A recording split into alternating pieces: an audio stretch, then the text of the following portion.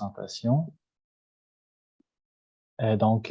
Bonjour à tous. Merci d'être présents. Un petit merci particulier là, à nos répondants psychosociaux et leurs réseaux qui sont présents avec nous dans les cégeps universités. Un autre bonjour aussi à nos répondants sport-études de partout au Québec. Un bonjour aussi aux gens du milieu scolaire. Je vous rappelle que la présentation d'aujourd'hui vise plus spécifiquement les intervenants dans le milieu scolaire, mais on est content de tous ceux qui se joignent à nous aussi. Mais c'est ça, peut-être la présentation, le sujet amené, on le présente plus au niveau des intervenants psychosociaux, mais on sait que ça touche des gens autour, puis on est bien content de ça. Aujourd'hui, on va parler de dépendance dans le sport. Je suis bien accompagné aujourd'hui. Peut-être un petit point avant, mais on amène quand même souvent des sujets lourds d'une certaine manière ou des côtés peut-être plus complexes au sport. Donc, peut-être un simple rappel que on sait que l'activité physique a tellement de bons côtés aussi au niveau de la santé physique, la santé mentale. Ça n'enlève pas ça, mais le sport de haut niveau, on comprend de plus en plus que ça amène aussi une complexité, ça amène des enjeux, donc la vie est nuancée, donc le sport de haut niveau l'est aussi. Puis ces enjeux-là, on les connaît de plus en plus, on apprend à les connaître et c'est un peu ça qu'à travers le webinaire, on veut vous amener à mieux comprendre ces nuances-là, comprendre c'est quoi les enjeux qui sont peut-être plus spécifiques aux sportifs. Donc, c'est un peu à travers ça. Donc, le sport n'est pas que mauvais, mais dans le webinaire, on amène un peu plus ces côtés-là. Donc, un petit rappel. Donc, pour la présentation d'aujourd'hui, je vais être accompagné de Laurence Darcy, qui a un doctorat en psychologie clinique, avec une spécialisation en traitement de la dépendance aux substances psychoactives. Elle travaille en transfert de connaissances à l'Institut universitaire sur les dépendances. Le mandat de l'Institut universitaire est de produire et diffuser des connaissances scientifiques et cliniques sur l'usage et la dépendance aux substances psychoactives, aux jeux de hasard et d'argent et à Internet, dans le but d'améliorer les pratiques cliniques provinciales. Laurence est aussi chargée de cours au certificat d'intervention en dépendance à l'Université de Montréal. Alors, je t'accueille, Laurence. Merci beaucoup d'être avec moi aujourd'hui. Merci. Super. Alors, si on poursuit, on va commencer directement avec un sondage avec vous pour parler de mythes et réalités sur la consommation et le sport. Donc, je vous partage tout de suite le sondage. Il y aura 3 questions à... Excusez-moi. Ça sera pas bien long. Donc, 3 questions à répondre que je vous invite à faire rapidement.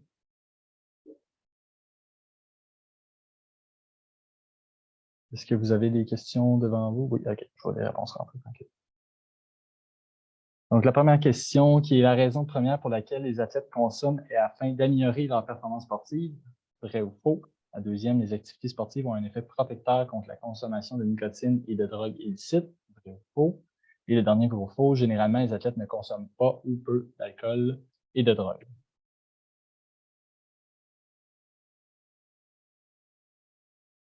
Je vous laisse encore un petit 10 secondes pour répondre à ça. Il n'y aura pas d'évaluation et de notes à votre dossier par la suite.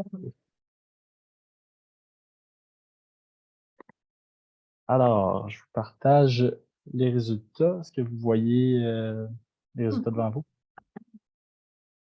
Laurence, un signe de tête. Oui, tu vois les résultats, super. Le premier point, alors la question, la raison première pour laquelle les athlètes consomment est afin d'améliorer leur performance sportive. Je vois qu'il y a un beau débat sur cette question-là. C'est un peu pour ça qu'on voulait en parler. Eh bien, la réponse à cette question-là, c'est faux. En fait, tout ce qui est consommation reliée au dopage représente plutôt des exceptions au niveau des athlètes. Au niveau mondial, on parle de 1 à 2 des athlètes testés qui vont avoir des tests positifs. Au Canada, on est même moins que ça. Au Centre canadien en éthique dans le sport, on a eu, par exemple, dans la dernière année, 5 cas sur 4000 tests qui ont été faits qui sont revenus positifs. Donc, on est vraiment dans des situations qui sont plus d'exception. Dans notre cas, au niveau des réseaux de l'Alliance pour tous, c'est sûr que ça touche un peu plus des athlètes de très haut niveau, ce qui représente environ 5 de notre population. Donc, on est vraiment plus dans l'exception. C'est quelque chose qui est absolument présent et important d'en parler. Mais aujourd'hui, on n'en parlera pas vraiment parce qu'on est plus dans des cas d'exception, puis on va vous parler de d'autres types de consommation et de dépendance chez les athlètes. Le deuxième point, les activités sportives ont un effet protecteur contre la consommation de nicotine et de drogues illicites. Et en fait, la réponse est vraie. Donc, au niveau de la cigarette et de certaines drogues, le sport, être dans des milieux sportifs va diminuer, va être un facteur de protection au niveau de la cigarette et de d'autres drogues. Donc, je vois que c'était quand même à débattre aussi pour cette question-là. Puis, directement en lien avec le troisième point, que les athlètes consomment peu ou pas d'alcool et de drogue, mais en fait, la réponse, c'est faux. On voit que les athlètes vont consommer. Au niveau de l'alcool, on fait même tranquillement un lien positif entre l'alcool et le sport. Donc, peut-être que les sportifs consommeraient plus d'alcool que les gens dans leur groupe d'âge. Puis qu'on va expliquer différents facteurs au cours de la présentation. Donc, un mythe qu'on voulait défaire, c'est de penser que les athlètes ne consomment pas. En fait, ce qu'on voit, c'est qu'il y a vraiment une consommation qui est présente, des fois dans le choix de substances qui va différer, mais qui est quand même une présence. Alors, pourquoi on parle de dépendance et de sport aujourd'hui? Bien, d'abord parce que c'est un sujet tabou. On vient d'en parler à travers des mythes. C'est quelque chose qu'on ne va pas avoir tendance à parler ou qu'on va avoir souvent comme première croyance que, à cause que c'est un sportif ou une sportive, cette personne-là n'aura pas tendance à consommer durant son parcours. Ça va être un grand facteur de protection. Donc, c'est un sujet qui est rarement parlé, donc on voulait l'amener. Puis aussi, il y a des aspects de culpabilité qui peuvent amener encore un plus grand tabou autour de ça, parce que pour un athlète qui consomme, ben, en plus, ça peut avoir un effet négatif sur sa performance, donc il y aura encore moins tendance à en parler, déjà que c'est un sujet qui est difficile à amener pour n'importe qui. Et un beau lien avec la santé mentale, dans les derniers webinaires, on vous a amené beaucoup de points que la recherche a montré que les athlètes de haut niveau vivent tout autant de difficultés en santé mentale que le reste de leur groupe d'âge. Donc, les difficultés en santé mentale peuvent amener à des situations de consommation ou de dépendance. Donc, c'est une des raisons aussi pourquoi ils ont des situations de difficultés en santé mentale. Donc, il va aussi avoir des situations de dépendance reliées à ça. Donc, le plan de la présentation, on a pensé le faire en deux grandes parties. La première partie, comprendre ce phénomène-là qui est l'usage de substances puis la dépendance. La deuxième partie, ça va être vraiment pour agir, vous comme intervenant, comme personne qui est en contact avec les athlètes, comment vous pouvez aborder la consommation, qu'est-ce que vous pouvez faire dans le cadre de votre mandat. Puis la dernière section, là, c'est des références pour en savoir plus. On aurait pu faire une présentation de 45 heures, mais on s'est dit, ça ne sera pas réaliste. Donc, on a essayé vraiment de compresser l'information. Puis, ça vient avec il y a des choses qu'on ne pourra pas parler aujourd'hui parce qu'on est limité dans le temps, mais on va essayer d'aller à l'essentiel. Donc, première partie, comprendre. Donc, qu'est-ce que c'est la dépendance? Comment on fait pour savoir si on a un problème de dépendance? Bien, il faut savoir que dans la littérature scientifique, souvent, on différencie la dépendance en deux grandes catégories. Les dépendances aux substances psychoactives qui ont un effet sur le système nerveux. Par exemple, café, en fait, c'est la caféine, alcool, cannabis, cocaïne, etc. Donc, les substances psychoactives, même les médicaments, hein, il y en a certains qui sont psychoactifs, donc qui ont un effet là, sur nos perceptions. Ça, c'est une des catégories de dépendance. Puis l'autre catégorie de dépendance, c'est ce qu'on appelle les dépendances sans substance ou les dépendances comportementales. Puis là, ici, on parle de la dépendance aux jeux de hasard et d'argent. On parle de la dépendance à Internet ou aux écrans. On parle aussi de la dépendance affective, on parle de la dépendance alimentaire, on parle de la dépendance au sport, etc. Puis ça, c'est les dépendances sans substance, c'est bien moins bien compris et étudié que les dépendances aux substances psychoactives. Donc, il y a beaucoup moins de littérature, puis de consensus, puis de services en lien avec les dépendances sans substance. Par contre, les deux types de dépendance, ils ont des caractéristiques communes qui nous permettent de dire oui, la personne a un problème de dépendance. ces trois grandes catégories de caractéristiques-là sont les suivantes. La première, c'est l'intensité de l'usage. Donc, jusqu'à quel point mon usage de substances, de sport ou autre, vient prendre la place dans ma vie. Puis comment aussi, à un moment donné, je deviens tolérant à la substance ou à mon objet de dépendance, puis j'en ai besoin toujours plus pour avoir un buzz ou pour aller chercher l'effet que je veux. Puis si jamais je ne consomme pas ou je ne fais pas usage, bien là, j'ai des symptômes de sevrage. Donc, quand j'arrête, je ne me sens pas bien, je me sens inconfortable. Donc, ça, c'est la première catégorie de symptômes, c'est l'intensité de l'usage. La deuxième grande catégorie de symptômes, c'est les conséquences négatives puis le dysfonctionnement. Ça veut dire que quand je consomme, là, ça ne m'amène pas dans des beaux endroits. Là. Quand je consomme, ça m'amène des conséquences négatives, je suis de moins en moins fonctionnelle, puis je commence à m'isoler de plus en plus, ou je suis avec des personnes qui sont des consommateurs aussi, puis les personnes qui sont significatives pour moi, puis tout ça, qui ont toujours été proches de moi, je commence à m'éloigner de cette personne-là. Je deviens de moins en moins bon au niveau des tâches quotidiennes, puis finalement, je finis qu'à être très bon à consommer, mais pas à faire grand-chose d'autre. Et finalement, la dernière catégorie de symptômes, c'est la perte de contrôle. Donc, les gens qui ont une dépendance, là, ils n'en ont plus de contrôle interne. Ils font tout le temps usage plus que prévu. Ils sont tout le temps en dérapage. Ils font l'usage malgré qu'ils savent qu'il y a des conséquences négatives. Ils savent qu'ils vont se mettre dans la merde. Ils savent que ce n'est pas la bonne chose à faire, mais c'est comme plus fort qu'eux. Puis ça peut même être compulsif. Donc, je consomme pas parce que je me dis, ça va être plaisant ou tout ça, mais je consomme de façon là, dans une espèce d'urgence de si je ne consomme pas, je vais avoir l'impression que je vais mourir. Puis, je vais avoir ce qu'on appelle des cravings, qui sont des envies intenses de faire usage, qui peuvent être vécues là, sous forme de symptômes physiques. Par exemple, je peux avoir des tremblements, je peux avoir des sueurs froides, je peux avoir aussi des cravings sur le plan psychologique. Je suis en train de me faire des scénarios dans ma tête pour me dire, c'est quand la prochaine fois que je vais consommer, ça va être quoi les mensonges qu'il faut que j'invente pour pas que ça paraisse, etc., etc. Fait quelqu'un qui a une dépendance, là, lui dire ça serait une bonne chose que tu arrêtes de consommer, là, c'est complètement inutile parce que les gens sont vraiment en perte de contrôle, ils n'en ont plus de contrôle interne ou ils en ont très peu. Donc, c'est ça les trois grandes catégories de symptômes qui nous disent que c'est une dépendance.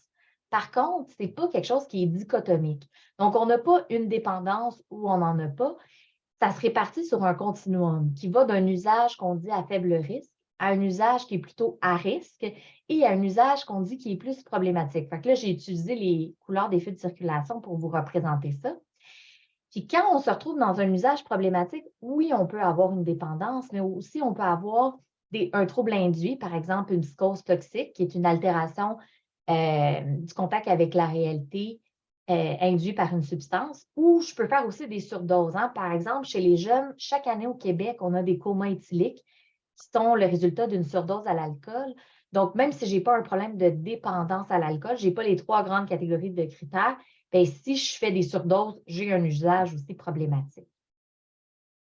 Chez les jeunes, ce qui est particulier, c'est qu'ils vont se promener les jeunes et les moins jeunes, mais ils vont se promener dans ce continuum-là, mais il y a certains aspects particuliers.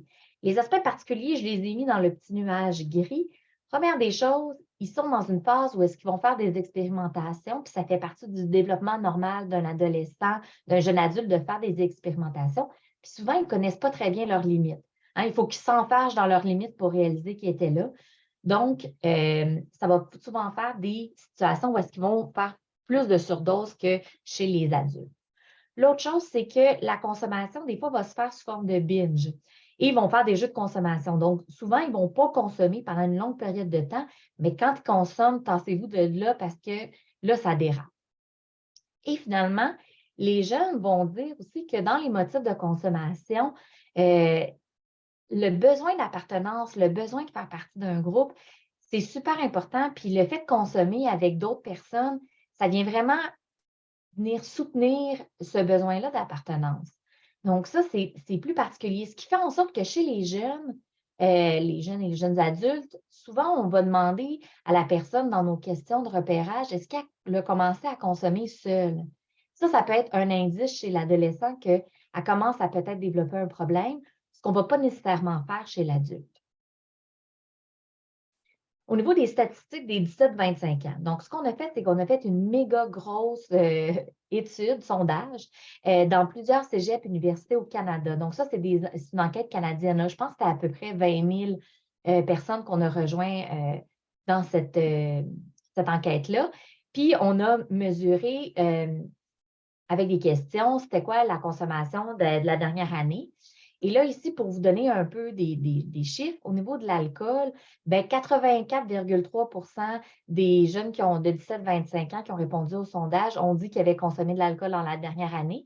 Puis quand on regarde le mois précédent l'enquête, là, on est autour de 76,6 Ce qui est intéressant comme chiffre, qui vient un peu appuyer ce que je vous ai déjà dit, c'est qu'au niveau de la consommation excessive, qu'on qualifie de 5 consommations d'alcool et plus, on est à 59,8 des 17-25 qui ont rapporté avoir une consommation excessive durant un épisode de consommation. En ce qui a trait au cannabis, là, le chiffre est un peu moins élevé, mais quand même assez élevé. Un jeune sur deux, à peu près, aurait dit qu'il aurait consommé durant la dernière année. Puis on est autour d'environ 30 là, qui ont dit qu'ils l'ont fait dans le dernier mois. Au niveau des drogues illégales, 15 ont dit qu'ils en avaient pris dans la dernière année. Puis on est surtout avec des hallucinogènes, de l'ecstasy, du speed, de la cocaïne. Puis ce qui est étonnant de cette enquête-là, en tout cas, moi qui me surpris quand j'ai sorti les chiffres, c'est qu'au niveau des médicaments psychoactifs, donc 36 des 17-25 ans avaient dit qu'ils en avaient pris dans la dernière année, dont 24 et c'était des analgésiques opioïdes. On pense à morphine, dilodide, c'est quoi les autres qui sont connus? C'est surtout Dilodid là, qui est bien populaire, en tout cas au Québec. Au niveau des stimulants majeurs, on se retrouve à 12 Donc là, on parle de médication pour le déficit d'attention, par exemple Ritalin, Concerta, Bifantin, etc. Et on a 9 qui avaient pris des sédatifs, donc pour s'aider à dormir. Puis là, dans les sédatifs, on en a toutes sortes, là. On a les benzodiazépines, par exemple, Ativan, Rivotril. On peut avoir aussi des antipsychotiques comme le Seroquel à faible dose. Bref, c'est quand même pas anodin, ça. Puis même si les jeunes sportifs, c'est pas juste pour des jeunes qui sont dans votre contexte, dites-vous qu'ils sont entourés de jeunes qui consomment. Alors, ça peut être intéressant de garder ces chiffres-là en tête. Puis quand on a passé un questionnaire qui permet de distinguer la consommation en faible risque, risque modéré, puis risque élevé en fonction des conséquences de la consommation, ce qu'on voit, c'est que chez les jeunes qui consomment, la grande majorité a des risques modérés au niveau de sa consommation d'alcool, de drogue et de tabac. Fait que même si on ne fait pas une intervention au niveau de la dépendance, il y a quand même de l'intervention précoce qui peut être faite par rapport à l'usage à risque de substances. Oups, ça a été un peu trop vite. Maintenant, pourquoi il y a certaines personnes qui vont développer un usage problématique, une dépendance? Il faut savoir qu'on est tous un terrain plus ou moins fertile pour développer une dépendance. Avant, on pensait qu'il y a certaines substances, par exemple l'héroïne. Si on faisait de l'héroïne, c'était sûr qu'on devenait dépendant parce que l'héroïne, c'est plus addictif que, par exemple, le cannabis, qui est censé être une drogue douce. Par contre, on se rend compte que ce n'est pas du tout le cas. Il n'y a pas une substance qui est vraiment plus addictive d'une autre. Ça dépend, c'est quoi le terrain qu'on a. Puis il y a des gens qui pourraient consommer n'importe quelle substance psychoactive, ils n'en deviendraient jamais dépendants, alors qu'il y en a d'autres que c'est comme Astéris dans la potion magique, là, ils pourraient consommer n'importe quoi puis ils en deviendraient dépendants. Donc, on a tous un terrain plus ou moins fertile pour développer un problème de dépendance. Et ça, c'est constitué de facteurs biologiques. Par exemple, est-ce que ma mère, elle a consommé durant la grossesse? Est-ce que moi, j'ai consommé de manière intense durant l'adolescence, à tous les jours pendant plusieurs années? Est-ce que j'ai une vulnérabilité au niveau des gènes? Il n'y a pas un gène de la dépendance, mais il y a un ensemble de gènes qui peuvent rendre plus vulnérables à développer un problème. Ensuite de ça, on a des facteurs psychologiques. Est-ce que j'ai vécu des traumas durant l'enfance? Est-ce que j'ai des problèmes de santé mentale? Puis la consommation m'amène à m'automédicamenter. Est-ce que au niveau psychologique, je n'ai pas beaucoup de stratégies d'adaptation efficaces? Puis je trouve que la consommation, c'est drôlement efficace pour gérer toutes sortes de difficultés que je vis dans ma vie. Ça, c'est les facteurs psychologiques. Puis finalement, les facteurs sociaux, c'est quoi mon environnement? C'est quoi l'adversité sociale que je vais vivre? Par exemple, on sait qu'il y a certains milieux où est-ce que la consommation est plus présente. Dans la communauté LGBTQ+, on a plus de consommation que dans la population générale. Donc, il y a certains environnements sociaux qui vont favoriser davantage la consommation. Et maintenant, je passerai la parole à Samuel pour les facteurs spécifiques au sport, En qui fait, font partie de ce terrain-là fertile. ouais, puis est-ce que tu voulais glisser un mot sur les traits de personnalité, tempérament avant? Mmh. Oui, bien, en fait, c'est vrai, c'est pas n'importe qui se ramasse à faire du sport de façon compétitive. Ça prend certains traits de personnalité puis un certain tempérament. Puis on le sait qu'associé aux substances, souvent les gens qui sont à la recherche d'expériences puis de sensations fortes vont être plus attirés puis sont plus à risque de développer une problématique d'usage. Donc ça fait partie des traits de personnalité. Les gens qui sont plus impulsifs aussi, que la distinction entre un besoin puis un désir est pas très claire pour eux, ils vont souvent aussi, être plus à risque de développer un problème de dépendance. Donc, c'est pas automatique, là. C'est pas parce qu'on a, ces traits de personnalité-là, mais ça peut nous amener une fragilité, de plus au niveau de la dépendance.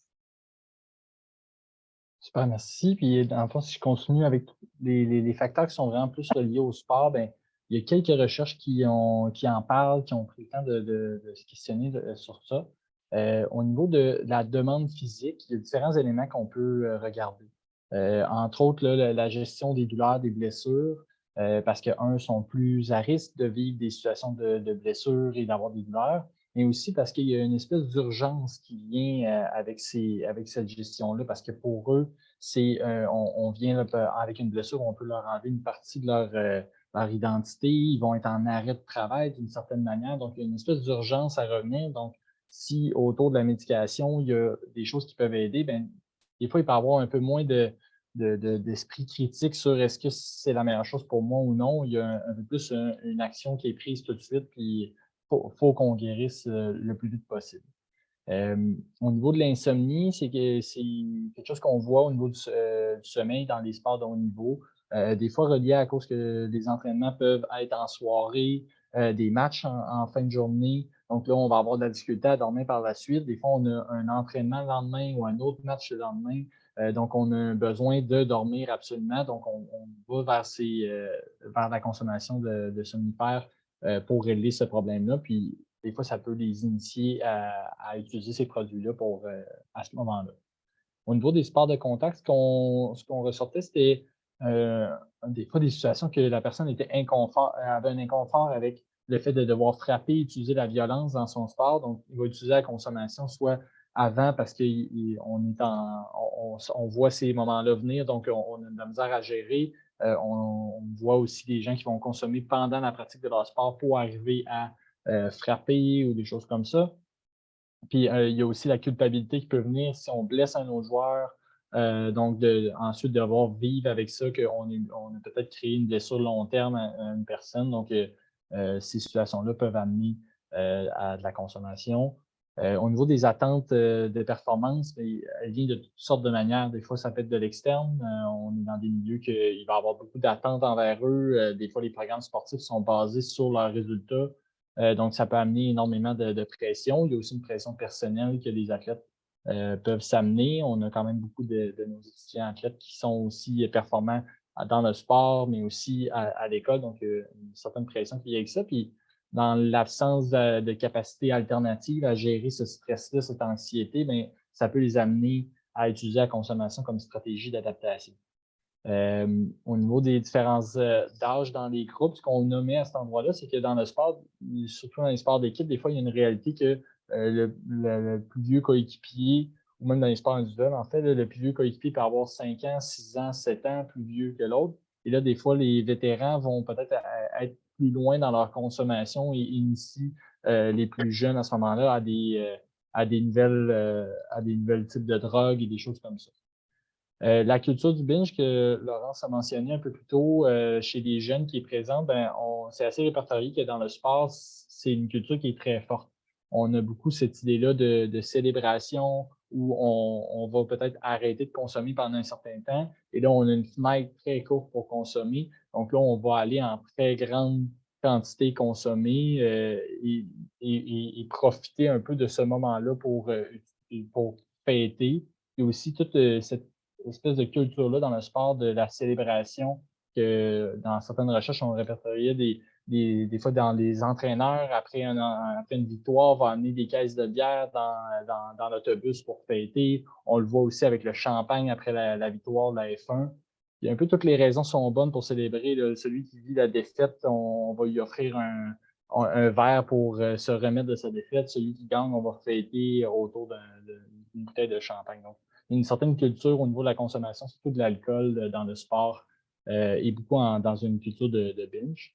Puis le dernier point autour de la retraite sportive, ben, on sait que c'est un moment qui est très sensible au niveau de santé mentale, puis on l'a lié aussi à la consommation, donc des fois aussi en lien avec la culture du binge. Donc, on est habitué de se restreindre pendant un certain temps. Puis dès qu'on peut consommer, on consomme au maximum. Donc, si on enlève cette restriction-là, ben, des fois, l'intensité qu'on mettait dans la consommation, ben, elle va réapparaître, mais de manière plus quotidienne et ça peut être plus problématique. Puis, peut-être un dernier point qui ressortait dans les recherches, c'était que le sport était beaucoup un espèce de facteur environnemental qu'ils avaient des fois amené à consommer. Donc, c'était beaucoup par là qui avait été initié. Donc, beaucoup répertoriés à avoir quand même beaucoup d'autres facteurs les ayant amenés à être dépendants. Mais il y avait eu une espèce d'initiation à la consommation à travers le sport, puis que ça avait été de cette manière-là que le sport avait influencé leur parcours.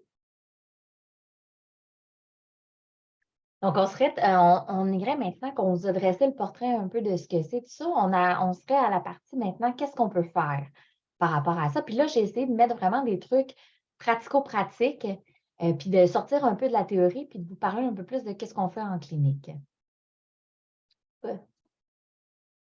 Donc, il existe un outil de repérage qui s'appelle le CAGE. Il y a aussi la DOSPA, mais c'est plus pour les moins de 18 ans. Fait que le CAGE, c'est plus pour les 18 ans et plus.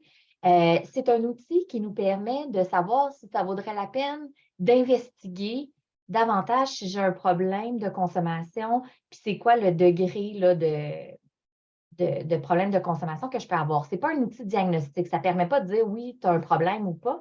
Mais si tu réponds oui à une de ces questions-là, ça serait vraiment intéressant que tu ailles faire un espèce de bilan de ta consommation puis une évaluation. Donc, la première question, c'est est-ce que tu as déjà essayé de réduire puis tu as senti que tu n'as pas été capable ou est-ce que c'était déjà arrivé de te dire je vais juste consommer ça puis finalement, ben, tu finis toujours par dépasser?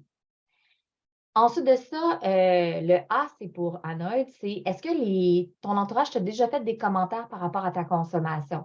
Des commentaires comme quoi, tu sais, tu consommes pas mal ou des commentaires comme quoi, quand tu es intoxiqué, tu es vraiment désagréable ou tu n'es pas toi ou peu importe. Fait qu'est-ce que tu as déjà eu des commentaires négatifs de ton entourage?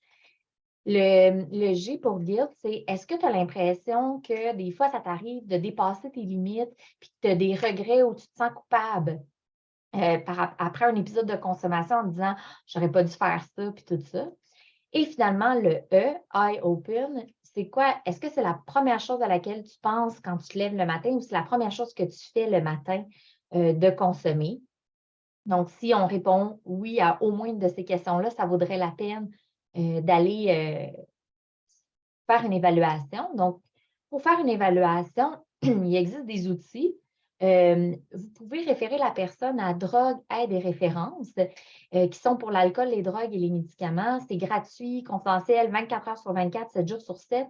C'est autant en clavardage qu'en ligne téléphonique et eux peuvent faire l'évaluation, puis dépendamment du résultat.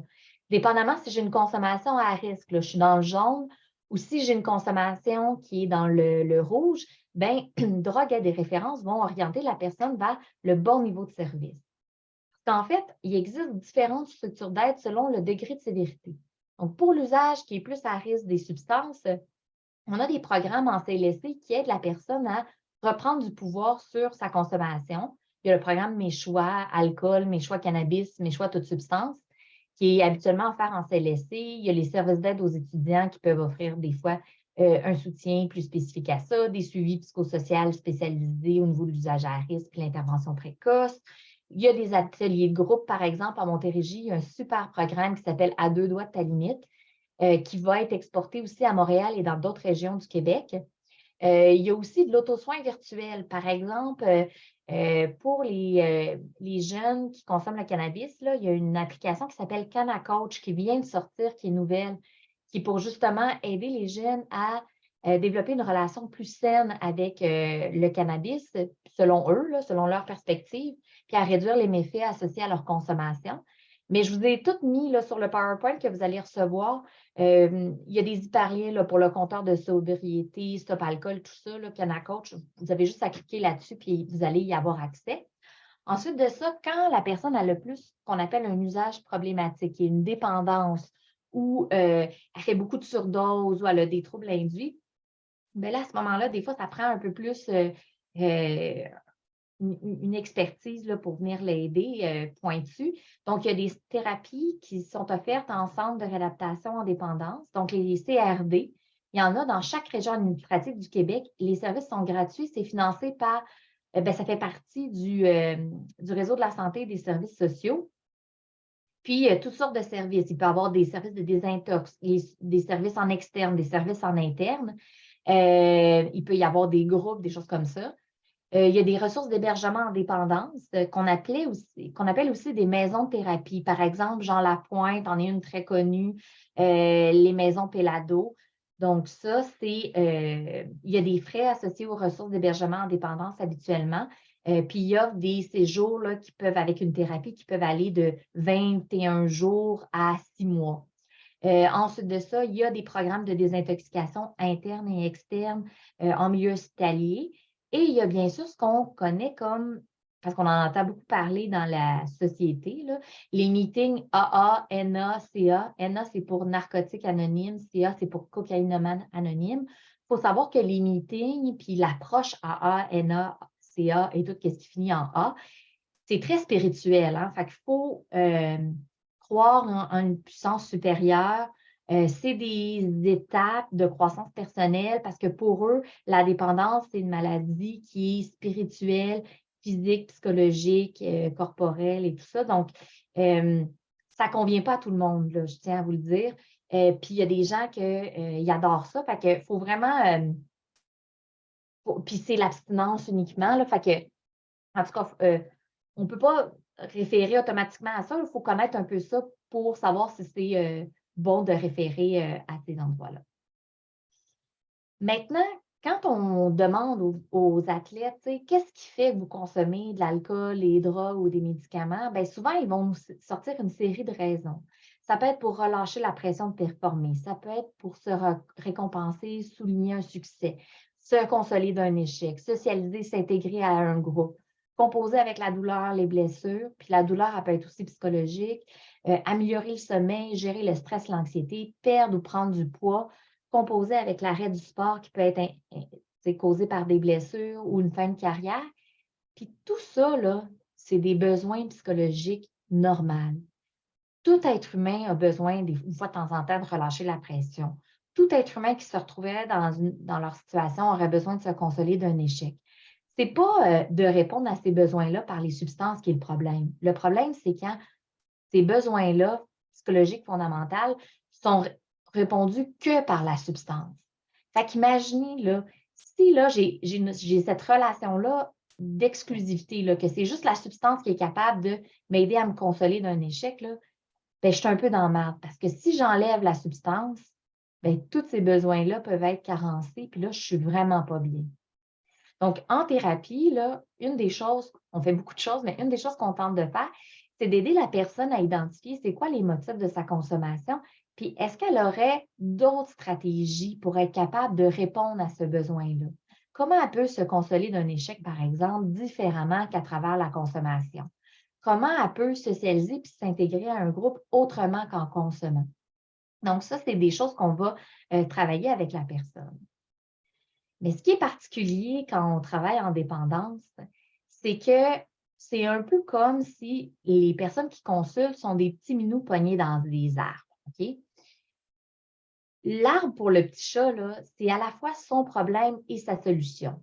Comme la drogue, où l'alcool va être à la fois le problème et la solution de la personne. À court terme, c'est ma solution, ça me soulage, mais à long terme, je suis pris dans un cercle vicieux qui fait en sorte que je ne suis pas capable de recevoir de l'aide. Si moi, je suis un intervenant puis je me dis, hey, je vais aider le petit minou puis je vais essayer de le décrocher de l'arbre parce que en lui disant, par exemple, arrête de consommer ou va consulter ou tout ça, qu'est-ce qu'il va faire le petit chat? Puis là, je fais appel à votre connaissance féline. Bien, le petit chat, si tu essaies de tirer dessus, il va s'accrocher plus à l'arbre. Puis ça, les usagers, ils le font en parlant à quel point la consommation, c'est pas si pire que ça, qu'ils sont capables de contrôler, qu'ils peuvent arrêter n'importe quand. Bref, ils vont essayer de nous convaincre que c'est pas si pire que ça.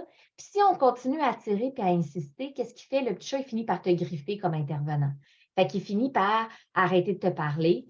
Il finit par même te demander si toi, tu as déjà consommé parce que clairement, tu ne sais pas de quoi tu parles. Il finit par te dire que c'est normal, tout le monde le fait. Bref, même ça peut aller assez loin, cette escalade-là, puis il peut même être agressif là, dès qu'on aborde le sujet là, de la consommation. Donc, ce qui est paradoxal, c'est que, un peu comme le petit chat, il ne faut pas tant que tu veuilles que la personne arrête de consommer quand tu interviens avec elle. Il faut comme que tu acceptes le fait qu'elle va rester là. Puis l'idée avec le petit chat, c'est d'être présent, c'est d'attendre quand le petit chat va être prêt à descendre, d'être là puis de tendre la main, mais de jamais tirer dessus.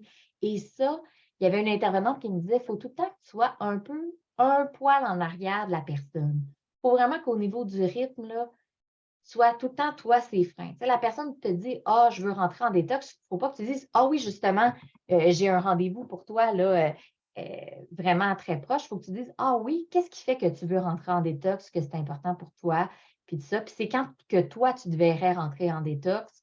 Puis, ah là, si je vois que la personne est prête, bien là, j'y propose une date. Mais j'essaie de pas trop aller vers l'action tout de suite.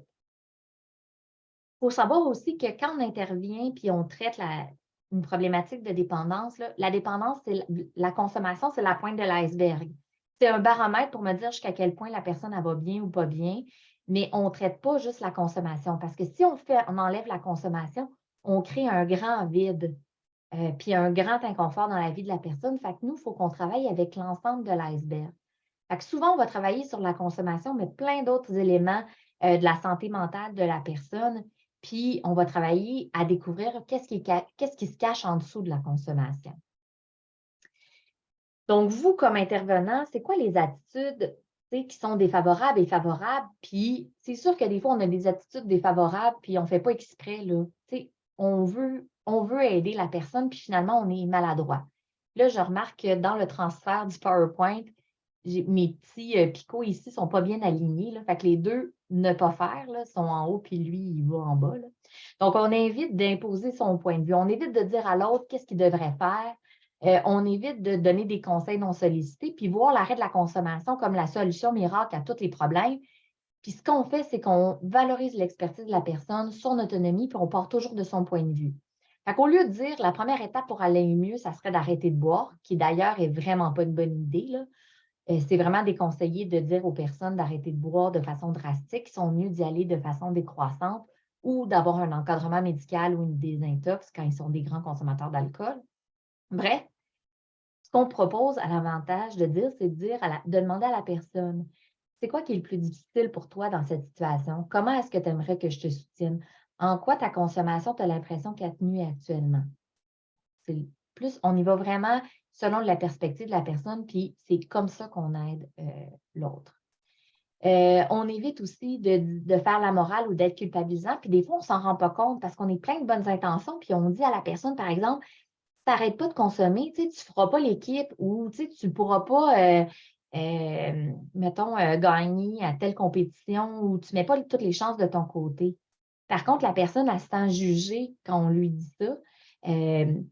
Puis elle ne se sent pas nécessairement bien à s'ouvrir. Donc, par exemple, ce qui est mieux de faire, c'est de faire réfléchir la personne puis lui demander bien, comment tu as l'impression que ta consommation elle affecte les chances de faire l'équipe ou comment tu as l'impression que ta consommation peut affecter comment tu es en entraînement ou peu importe. On évite aussi le pourquoi, parce que le pourquoi, ça amène la personne à être sur une position défensive. Là, c'est encore une fois notre petit nous qui s'accroche plus à l'arbre. Donc, au lieu de dire à la personne, bien, pourquoi tu continues à consommer après ça, ce qui s'est passé, on incite plus la personne, encore une fois, à réfléchir. J'aimerais ça comprendre comment ça se passe pour toi depuis que cet événement-là s'est passé. Où est-ce que tu en es par rapport à ta consommation? Qu'est-ce que tu comptes faire? Donc, encore une fois, on amène. L'objectif, c'est d'amener la personne à nous parler. C'est ça qui est le plus important, que nous dire quoi faire ou comment penser ou tout ça. C'est un défi d'aller consulter quand on a une consommation qui est à risque parce que souvent, on a l'impression qu'on va se pitcher dans le vide. On ne connaît pas ça, c'est insécurisant. Puis l'être humain n'aime pas ça, se lancer dans quelque chose qu'il ne connaît pas. Fait que vous, votre rôle comme intervenant, c'est d'amener la personne à voir de quoi ça ressemble l'autre côté de la falaise, puis à mieux comprendre à quoi ça ressemble les services en dépendance.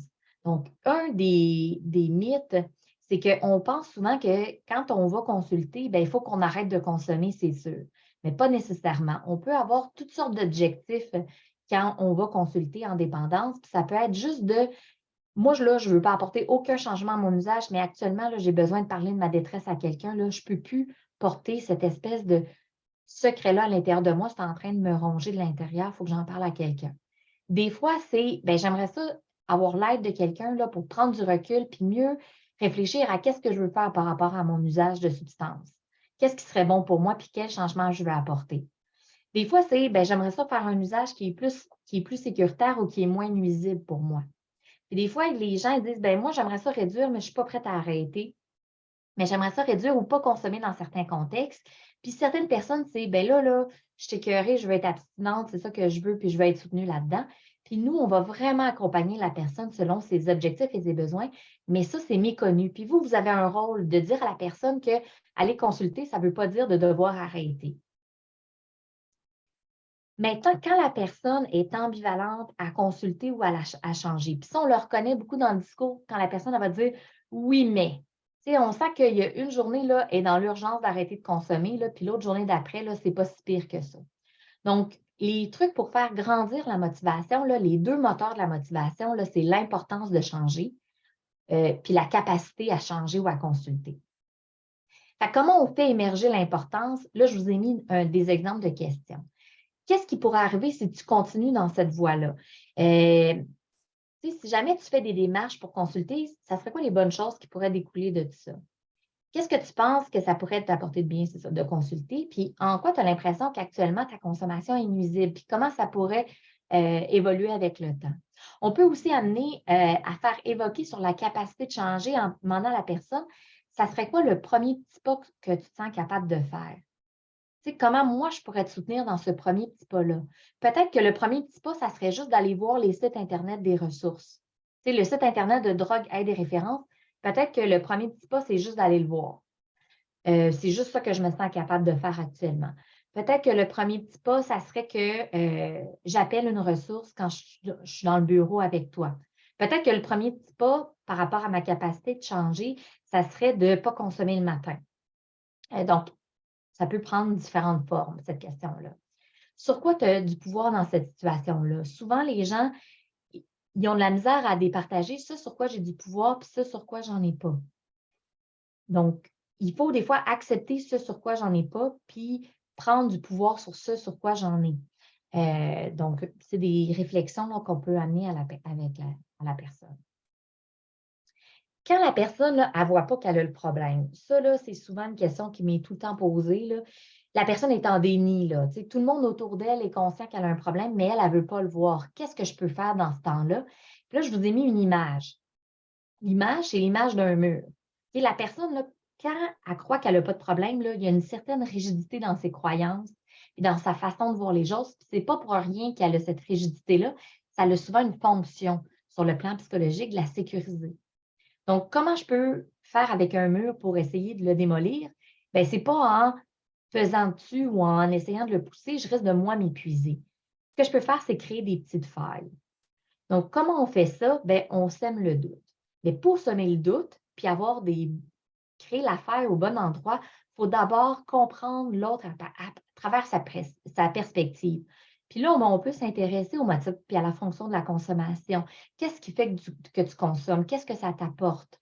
La questionner aussi sur la conception d'un problème de consommation. Par exemple, souvent, moi, je demande Si tu avais un ami qui avait perdu le contrôle puis qui avait un problème de consommation, comment tu le verrais? Ça serait quoi tes indices là, qu'il y a un problème puis qu'il faut qu'il fasse quelque chose par rapport à ça? Donc là, juste avec quelque chose d'extérieur à lui ou à elle, c'est plus facile de réfléchir. Puis ensuite de ça, de les amener à semer le doute, les aider à adopter une perspective plus nuancée. Par exemple, ils vont dire: «Moi, là, j'ai pas de problème de consommation de cannabis». Je dis: «Parfait». Je dis: «Est-ce que ça t'arrive des fois de, consommer, mais sentir que ce joint-là, il était trop? Ou de sentir que là, tu l'as échappé? Ou de sentir que des fois, ce joint-là, tu l'as consommé, mais par automatisme, puis pas vraiment parce que tu en avais envie». Donc, l'idée, c'est d'amener un peu plus de nuances, de gris dans cette vision-là, des fois, qui est dichotomique de la réalité noir ou blanc. Faire ressortir les paradoxes, tu sais. En même, tu sais, tu veux avoir des amis, puis tu veux faire partie du groupe, puis en même temps, quand tu consommes de l'alcool, ça t'arrive de dire des choses qui blessent les autres. Puis là, tu n'es pas en train de t'aider à t'intégrer au groupe. Donc là, je peux faire ressortir des paradoxes, puis favoriser la réflexion par de différentes façons. Et pour en savoir plus, puis on va terminer avec ça, puis je vais prendre vos questions. J'ai mis le guide de l'Institut universitaire sur les dépendances, l'endroit où est-ce que je travaille. On est en train de développer une section de notre site qui s'appelle Outils et guides. Et c'est des outils et des guides en français pour soutenir l'intervention psychosociale en lien avec l'usage et la dépendance aux substances, à l'usage des écrans et d'Internet. Puis éventuellement, on va avoir sur le jeu d'hasard d'argent aussi. Donc, vous allez sur notre site, puis là, vous allez avoir accès à un ensemble d'outils ou de guides qui sont développés. Il y en a un, entre autres, par rapport au cannabis, la consommation d'alcool, qui sont des guides d'autoréflexion de ma consommation. J'ai des guides jeunesse aussi sur comment être un allié, puis comment parler, c'est quoi le vocabulaire à utiliser pour travailler avec des jeunes puis qui ne se sentent pas stigmatisés. En tout cas, j'ai toutes sortes de choses là, dans cette section-là, donc je vous invite à aller la consulter. Il y a également le site du RIS, donc la recherche et intervention sur les substances psychoactives. Ils ont des outils d'évaluation de la dépendance sur leur site. Par contre, ces outils-là demandent une formation. Donc, je parle des outils débat, alcool, drogue, DEPADO, etc.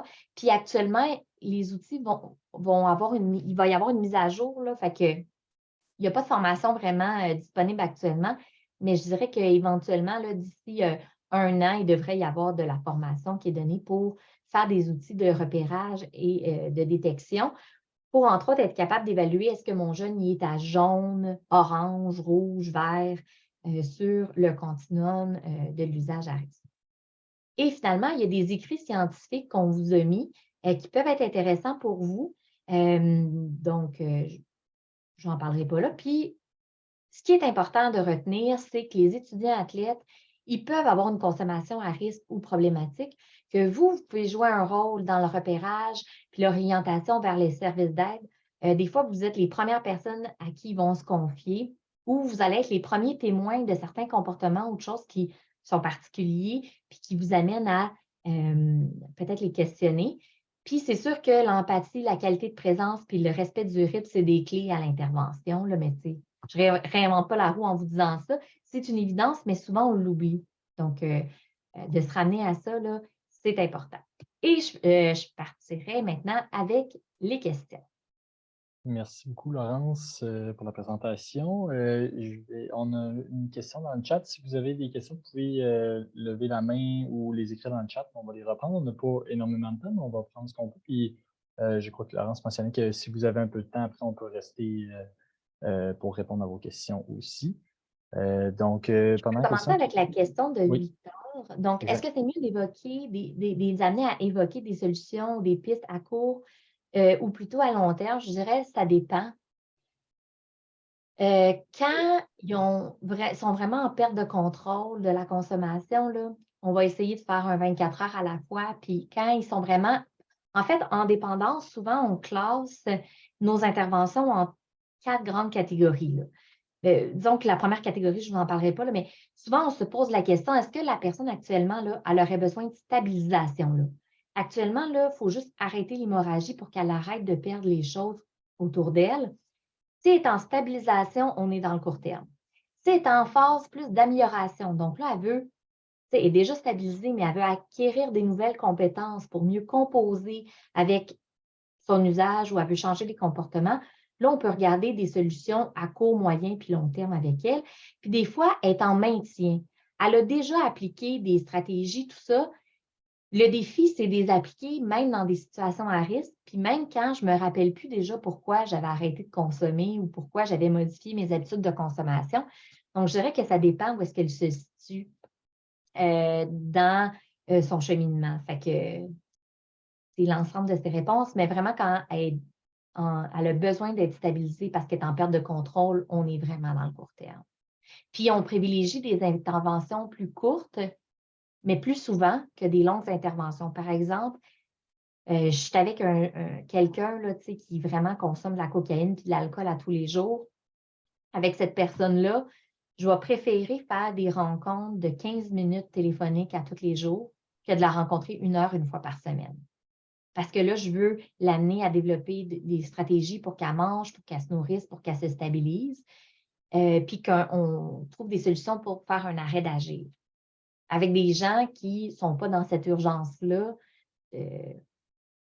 d'action, bien là, c'est plus de rencontres 1 fois par semaine, 1 fois par 2 semaines, là, en externe. Merci pour ta réponse bien complète. Si tu veux retirer ton partage, peut-être que ça va aider. Oui. Si les gens jamais veulent prendre parole pour poser une question, s'il y a d'autres questions dans le chat. Sinon, moi, je me demandais, on a parlé quand même d'abstinence, de réduction, mais peut-être moi, peut-être je participe à ce mythe, mais on entend beaucoup l'idée d'abstinence ou même de rechute, qu'une personne qui va qui a arrêté, qui va recommencer à consommer comme si il dépasse la ligne un peu, ça va déborder énormément. Est-ce que c'est vraiment un mythe de ce côté-là qu'on a besoin d'abstinence à un moment donné en consommation? J'aimerais ça t'entendre là-dessus. Oui, ben c'est un mythe puis une réalité. En fait, ça dépend pour qui. Ça dépend, tu sais, la plante là, que je vous ai présentée, là, ben, chaque personne a dans son terrain des racines de sa plante qui sont plus ou moins profondes. Il y a des gens, là, leurs racines ne sont pas bien profondes, fait que c'est vraiment très situationnel. Tu sais, je pense à des athlètes, par exemple, que le processus de deuil impliquant la retraite, puis tout ça, c'est vraiment difficile pour eux, puis c'est des fois l'épreuve la plus difficile dans leur vie. Puis à ce moment-là, leur consommation va déraper, puis ils vont avoir une consommation de dépendance. Mais un coup qu'ils ont travaillé certains aspects, qui ont développé des nouveaux intérêts dans leur vie, qui ont développé des nouvelles compétences, qui ont fait des deuils, qui ont travaillé sur le plan identitaire et tout ça, ne sont plus les mêmes personnes. Puis là, l'abstinence a des fois plus rapport, c'est plus nécessaire. Tu sais, mais leur racine n'était pas super profonde non plus. Mais j'en ai d'autres usagers là, qu'ils savent, là, tu sais, ils ne peuvent pas consommer une goutte parce qu'ils sont trop fragiles, tu sais, les racines sont trop profondes. Puis, fait qu'eux, dans leur situation, ça va être l'abstinence la meilleure solution. Puis, mais c'est pas ça pour tout le monde. Fait que ça dépend. Ça dépend des personnes, puis ça dépend du niveau de complexité, puis de ce que ça implique, là, comment ils ont développé leurs problèmes et tout ça, là, puis qu'est-ce qui est aussi dans leur vie. Tu sais, les gens qui sont très isolés socialement, qui n'ont pas beaucoup d'habiletés sociales, les gens qui ont aussi une déficience intellectuelle, les gens qui, tu sais, que tu dis, My God, je serais à sa place puis je consommerais aussi, là, ben, c'est sûr que leur pronostic est moins bon. Il faut que tu aimes ta vie à jeun pour avoir le goût de ne pas toujours consommer. Fait que plus tu aimes ta vie à jeun, ben, plus tu as des facteurs de protection, puis plus tu peux consommer de façon occasionnelle. Moins tu aimes ta vie à jeun, plus tu es à risque que ça vienne prendre toute la place. Super, merci. On a une question de Victor. Afin de créer des liens ou d'obtenir un lien de confiance plus fort auprès de l'étudiant, la personne, est-ce que le fait de partager ses propres expériences, réussites ou échecs en lien avec la dépendance peut aider à l'intervention ou est-ce que c'est préférable d'éviter de faire ce genre de lien? Encore une fois, ça dépend. Ça dépend comment c'est fait puis pourquoi on le fait au moment où on le fait. Parce qu'on le sait que d'être authentique puis de parler de certaines affaires, puis des fois d'être un modèle. Quand l'autre nous perçoit comme un modèle, puis qu'on montre que nous aussi, on a des vulnérabilités puis des failles, ça peut être aidant. Puis en même temps, des fois, ça nous décentre de l'histoire de l'autre. Ça peut faire en sorte aussi qu'il y a une confusion entre ce que nous, on a vécu puis ce que l'autre a vécu. Fait que, tu sais, des fois, ça peut être comme une lame à double tranchant. Fait que je dirais vraiment, ça dépend du contexte, puis je le ferais, si je le fais, je le ferais vraiment avec parcimonie, puis en étant très au clair avec c'est quoi mon intention thérapeutique.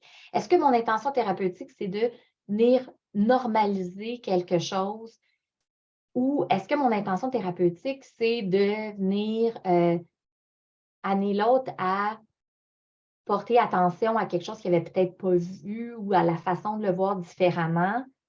Est-ce que mon intention, c'est de donner de l'espoir à la personne que c'est possible de s'en sortir? C'est sûr qu'il y a des témoignages, puis les gens aiment ça, les témoignages. Puis, tu sais, les meetings en or sont basés sur des témoignages, là. Fait que ça peut être super inspirant, puis en même temps, ben, il faut toujours amener à l'autre que c'est toi qui es l'expert de ta situation, tu sais. Puis même moi, si j'ai vécu des choses, ben, c'est toi la personne la mieux placée pour savoir. Ça peut t'inspirer, mais ça se peut que ça ne te connecte pas à ça pantoute. Encore une fois, je dirais, il y a pas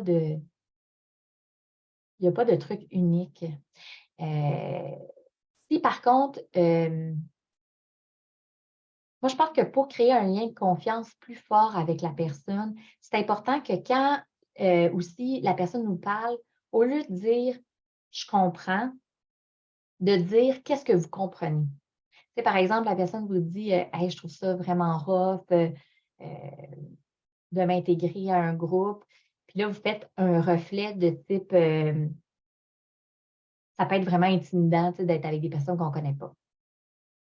C'est niaiseux là, comme exemple, là, mais c'est juste pour vous dire que plus je vais faire des reformulations proches de sa réalité, plus il va avoir l'impression que je le comprends, puis plus il va faire comme oh my God, tu sais, cette personne-là, elle a de l'empathie. Alors que si je fais juste ouais, je comprends, il n'y a rien qui. Il faut que je démontre que je comprends à l'autre.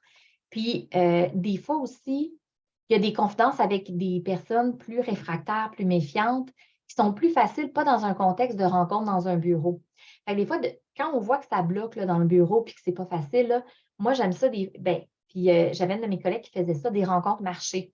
Donc, c'est sûr qu'au niveau de la confidentialité, c'est moyen parce que là, mais en même temps, des fois, ça aide à débloquer des choses. Fait que des fois, avec des jeunes, on a beaucoup vu ça, là, en centre jeunesse, par exemple, c'est dans les rencontres informelles que tout sort. C'est quand on est assis dans le bureau qu'il n'y a rien qui sort. Fait que des fois, de faire des rencontres marché ou faire une activité avec la personne puis parler de consommation en même temps. Des fois, ça peut aider aussi avec des gens plus inhibés de faire des groupes. Où est-ce qu'on va parler de consommation, où est-ce qu'on va parler d'usage. Puis là, c'est plus facile de créer un lien. Puis c'est plus facile aussi de se confier puis de parler de ses expériences quand c'est dans le cadre d'un groupe parce que chaque personne a son vécu puis son expérience, puis on le nomme de cette façon-là. Fait que, ben, c'est sûr que moi, j'aime beaucoup les groupes, là, fait que je trouve ça super intéressant, mais ouais. Super, merci beaucoup, Laurence. Merci à tous d'avoir été présents.